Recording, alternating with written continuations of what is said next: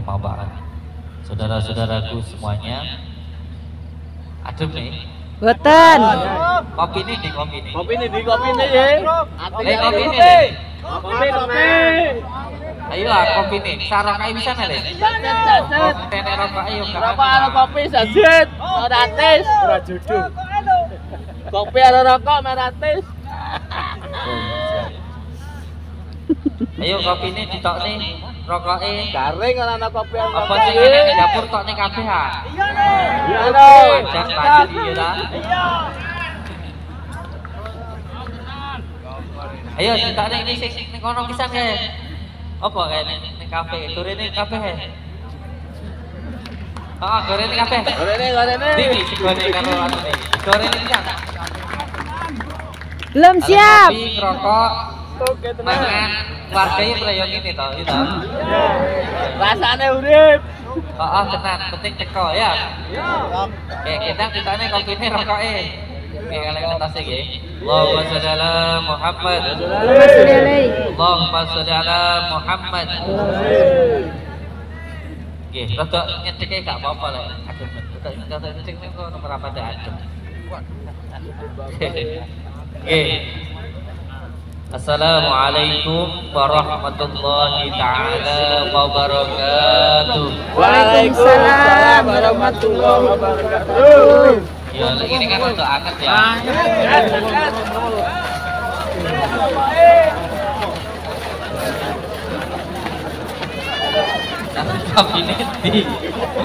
Kopi ini harus teko. Kopi nelo. Allahumma sholli ala Muhammad. Allahumma sholli ala Sayyidina Muhammad. Ije.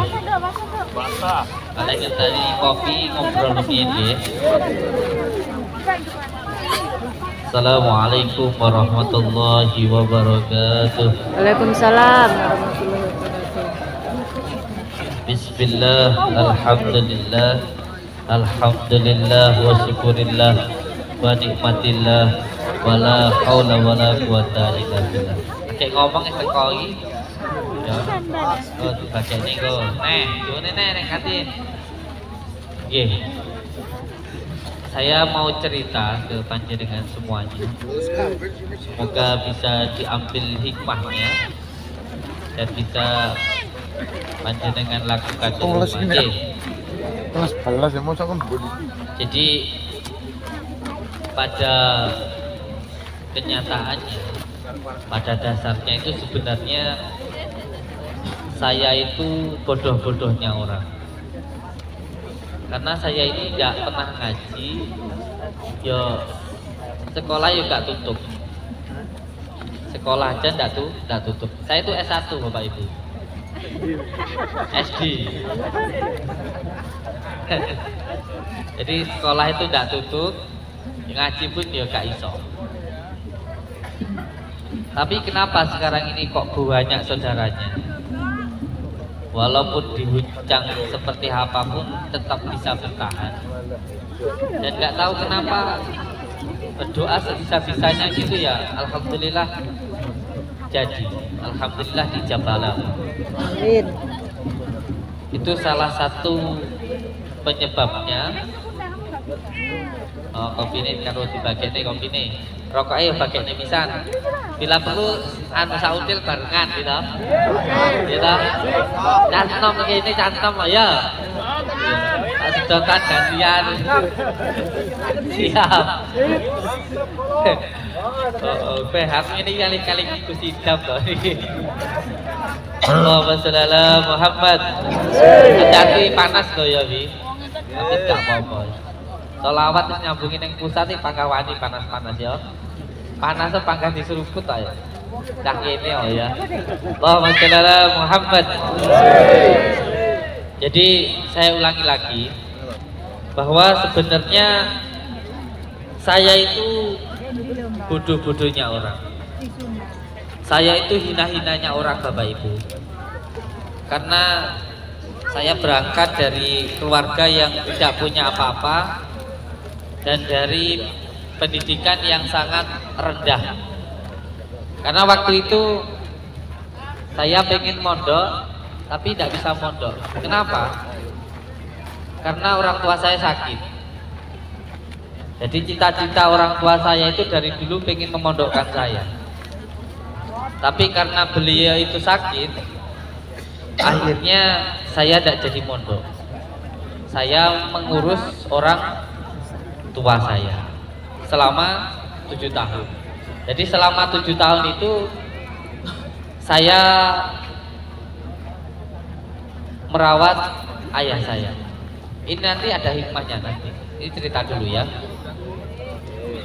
Jadi selama 7 tahun itu saya merawat orang tua saya. Jadi kalau anak-anak yang lainnya bisa sekolah, bisa pacaran, ada yang seneng pacaran kan ini.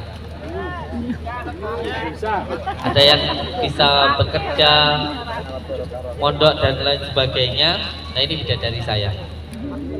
Ada yang mendaftar? Mestinya belum nih. Nanti jangan lupa satu lagu ya. Atau Ikhram atau Anak Soleh alamatnya ya nanti ya. Nanti artisnya pondok mau tampil nanti. Saya cerita dulu. Ini mumpung ada bidadari saya. Jadi saya katakan ke panjenengan semuanya, saya tidak malu jenengan punya keluarga seperti saya. Ya malu ya nggak apa-apa, ya terserah. Tapi saya mau cerita apa adanya. Karena disukai apa adanya itu lebih bahagia daripada disukai karena ada apa-apanya. Enak diri kita itu disukai dengan apa adanya, bukan karena ada apa-apa. Beh sampai nek Rene seduluran mbak aku mengira aku ki sakti, kecewa sampai nanti. Sebab saya itu tidak sama sekali tidak sakti. Yang sakti hanya Allah Subhanahu.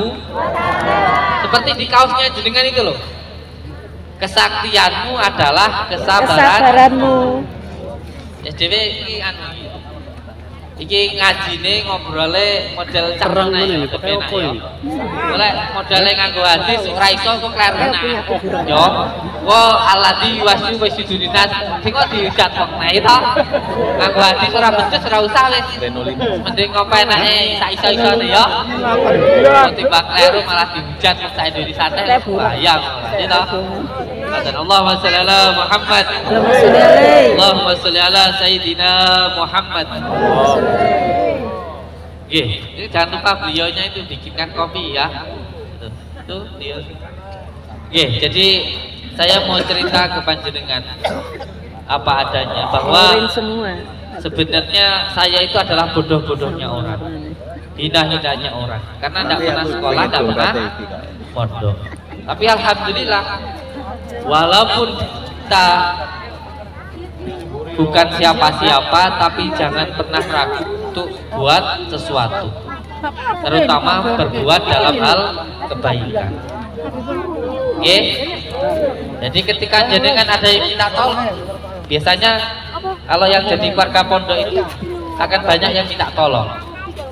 Ada yang minta didoakan, ada yang minta disuwuk, ya, dan lain sebagainya. Jenengan lakukan apapun semampu panjenengan yang bisa sampean lakukan. Bisanya bismillah ya bismillah. Isone idoni ngono ae. Heeh, ora bingung. Sebab semuanya manut kersane Gusti Allah. Gusti Allah. Wis gitu aja. Orang dulu itu tidak bisa baca bismillah setelah ya mandi kok. Tidak bisa baca Al-Fatihah ya Al-Fatihah gitu tak ya mandi. Karena bunyinya doa bukan hanya karena kepintarannya, karena kebersihan dan kejernihan hati. Allahumma sholli ala Muhammad. Saya ulangi ya. Jadi mandinya doa itu bukan hanya karena kepintarannya, tetapi karena kebersihan hatinya. Bukan hanya karena hafalan, tetapi yang lebih penting pada tindakan. Ada sebuah cerita Bapak Ibu, santri saya itu ada pasien yang datang itu kesurupan, pernah dibawa ke Banyuwangi, pernah dibawa ke Surabaya, ke Pandaan dan sebagainya. Sakitnya itu nggak sembuh-sembuh. Kalau di rukyah itu kesurupan terus. Kalau dari rumah itu tiap hari itu berantem dengan suaminya. Ketika di rukyah di sini kesurupannya nggak mari-mari. Sudah dibacain ini dan itu. Marinya hanya dengan semelah gitu aja. Hanya dengan bismillah itu aja sembuh. Bahkan ketika dibacakan asma-asma Allah yang lainnya, ayat kursi dan lain sebagainya, sampai Al-Baqarah, nggak sembuh-sembuh. Karena ketika itu yang dibacakan itu lebih pintar daripada yang membah. Jine lebih pintar ketimbang semua malah diklerek-klerok nih. Gue moco atas ekler, rupiah aku loh jadi-jadi. Moco atas ekler, rupiah aku, dia pinter aku. Moco Al-Fatihah itu kleru-kleru nih karo sini. Akhirnya sembuhnya hanya dengan semelah. Nah ketika itu yang saya rasakan harus lebih menjaga hati. Jadi bukan hanya pada perkataannya, lebih kepada perbuatannya. Allahumma sholli ala Muhammad. Allahumma sholli ala Sayyidina Muhammad wa ala ali Sayyidina Muhammad. Jadi untuk semua warga Pondok Nuswantoro ini yang saya minta benar-benar menjaga hatinya. Jangan gampang baperan. Ya. Jangan gampang. Jangan jadi orang yang amati. Apa itu orang yang amatiran? Gampang terombang-ambing oleh keadaan. Wong ini milu ini, wong ono milu ono, dilokne wong susah, dibuju wong kesenengan. Ini tandanya orang yang amatiran, yang gampang terombang-ambing oleh keadaan. Siap nggih? Jangan jadi orang yang amatiran. Walaupun dalam keadaan seperti apapun harus tetap menjadi orang yang dalam keadaan seperti apapun. Kalau panjenengan bilang saya akan baik kepada orang yang baik kepada saya, ini namanya amatiran. Ini enggak sesuai dengan perintah Allah, tidak sesuai dengan yang dicontohkan baginda Rasulullah. Baginda Rasulullah itu walaupun dicaci, dihina tetap baik kepada orang yang baik kepada kita itu biasa. Tapi baik kepada orang yang enggak baik kepada kita, baru itu namanya luar biasa. Siap nggih? Siap. Ketika dicaci jangan pernah marah. Jangan pernah membenci orang yang membenci diri kita. Baiknya karena Allah Subhanahu. Kalau kita baik cuma karena manusia, kecewa Bapak Ibu. Kecewa. Contoh panjenengan kalau punya ibu, ya ibunya sudah tua, pikun, dikasih makan katanya belum. Apakah ketika seperti itu kita boleh nggak berbuat baik?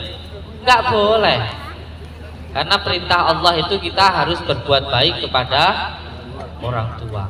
Apapun, bagaimanapun keadaannya jeleknya, itu urusan orang tua. Urusan kita, tanggung jawab kita, itu harus baik kepada orang tua. Yang terutama kepada orang tua. Yang kedua, kepada sesama.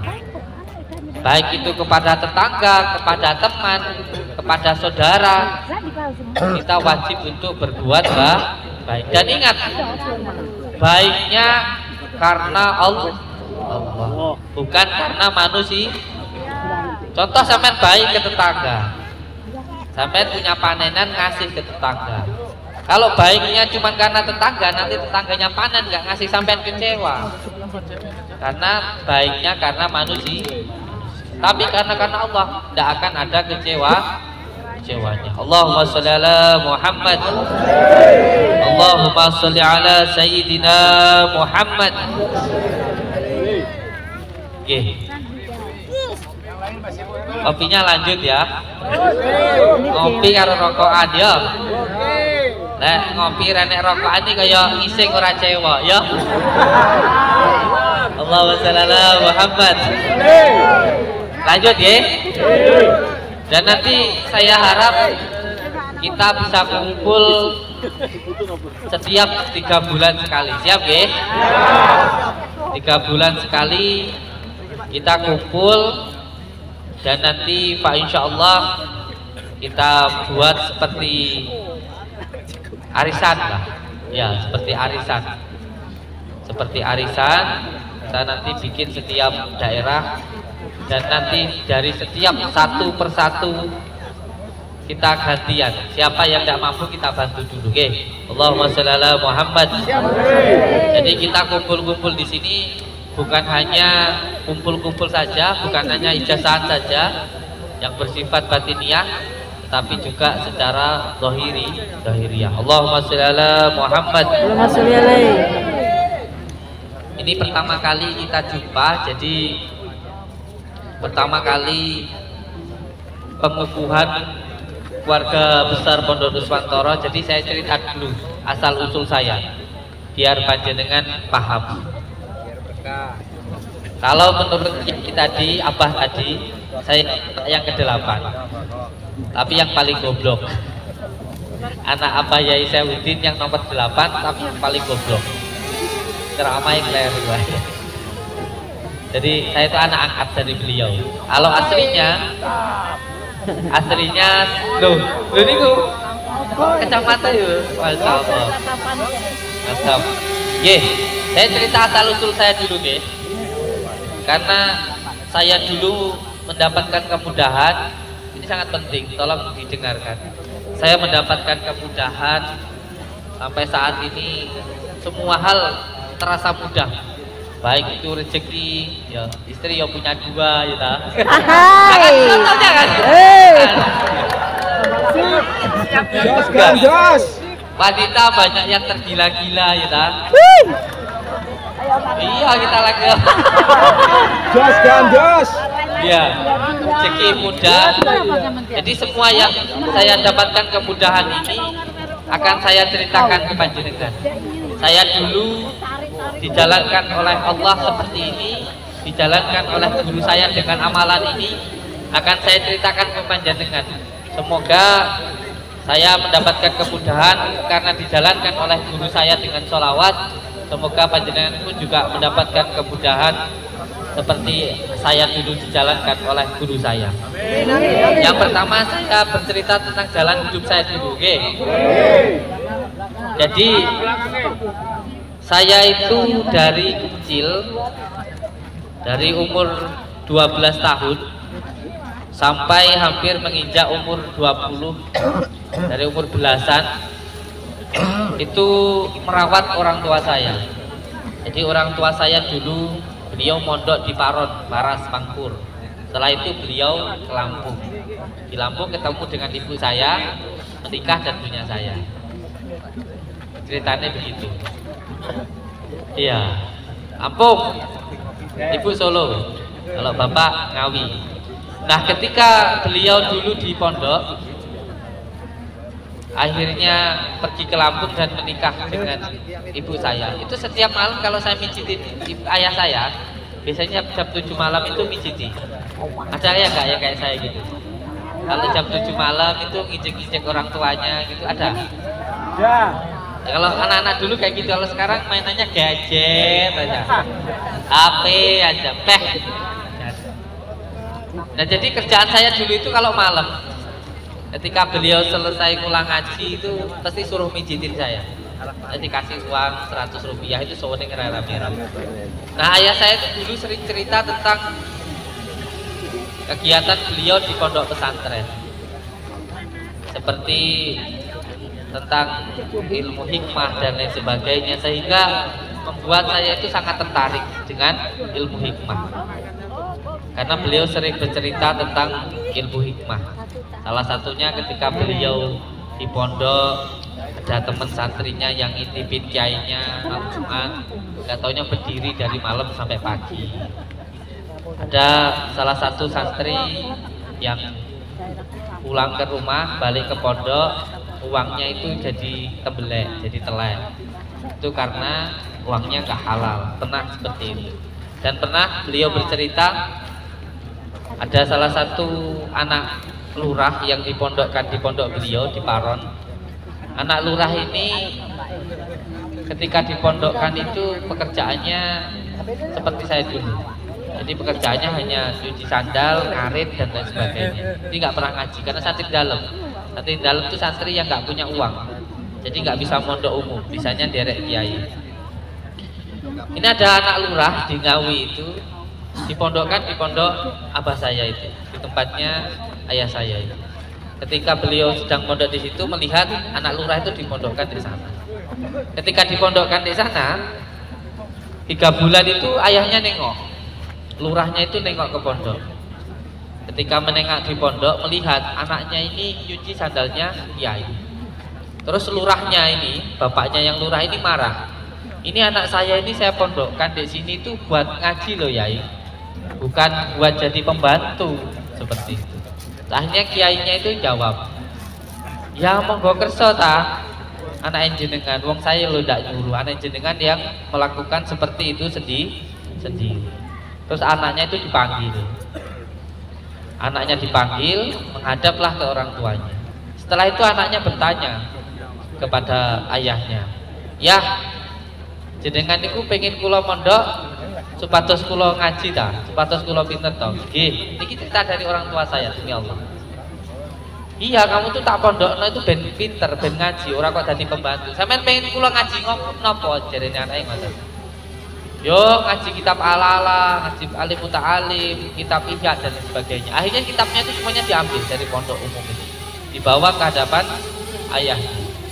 Dan demi Allah, demi Rasulullah, kata ayah saya, santri ini tadinya tidak pernah ngaji, yang bekerjaannya itu hanya ngurusin kiainya, hanya nyuci sandal dan sebagainya.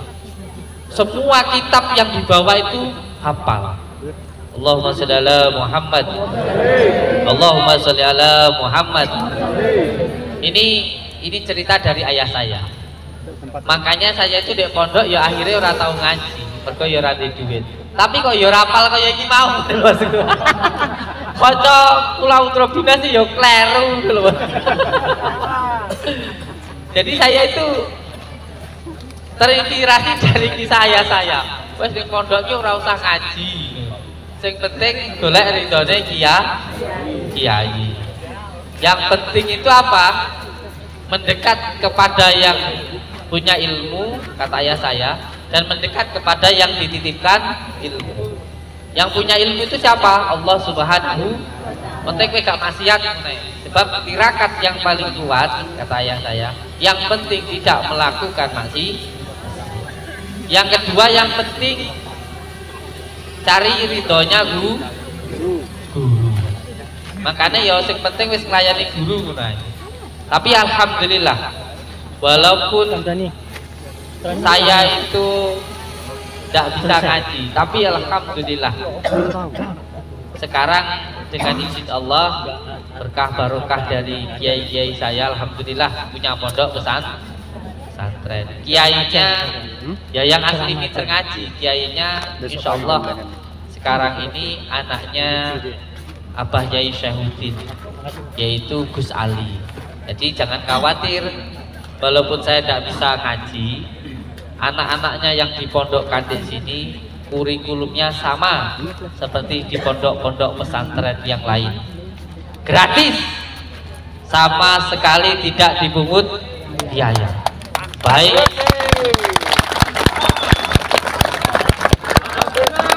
yang tua maupun yang muda, yang penting yang tidak beristri ya. Kasihan kalau mondok di sini nanti istrinya sing ngeloni sapa ya toh.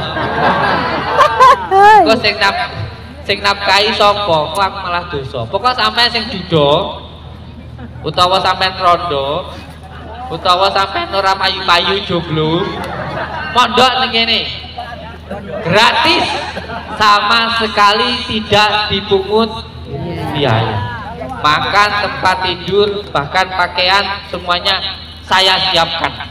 Allahumma sholli ala Muhammad.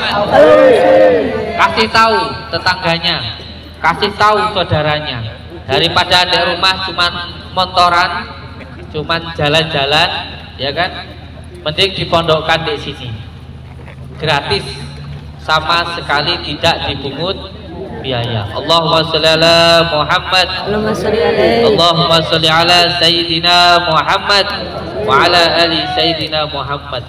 Ngopi dulu, rokok dulu. Nanti saya kasih hadiah. Saya bawa 20 termasuk tongkat, tasbih dan sebagainya yang bisa menjawab pertanyaan dari saya. Sekarang abah saya mau pulang, saya tak antar dulu. Siap. Siap. Allahumma sholli ala Muhammad. Allahumma sholli alaihi. Dengarkan dulu bidadari saya mau tampil, monggo. Ye.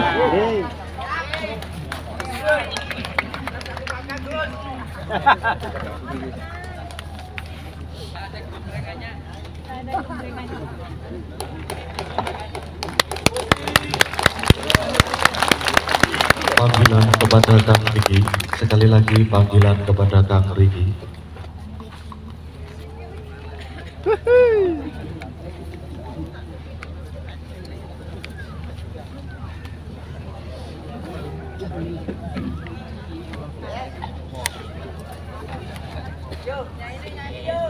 Sallu ala Nabi.